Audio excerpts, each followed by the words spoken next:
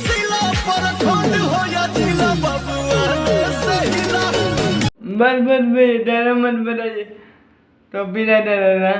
हाँ हाँ तो टॉपी राइट बहुत आ रहा है। जी हाँ दोस्तों, फाइनली अपने बीच में गाना आया है जो मैं पिछले वीडियो में बताया था।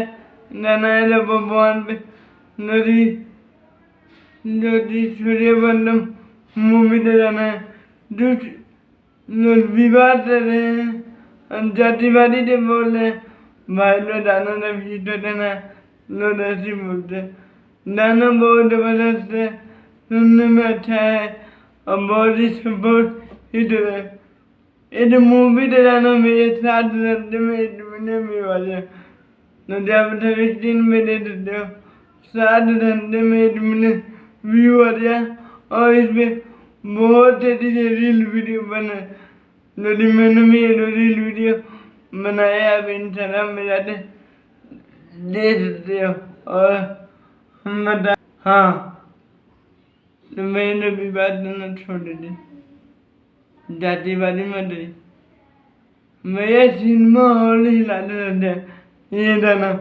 आज हम देख सकते इस सीन में वीडियो आ रहा है, गाना बज रहा है, लोग तो झूम उठते। अपडेट थे अपडेट पता लाइक देना, चैनल में पहले लाइक बता दे, नोटिफिकेशन ऐसे वीडियो देखने के लिए।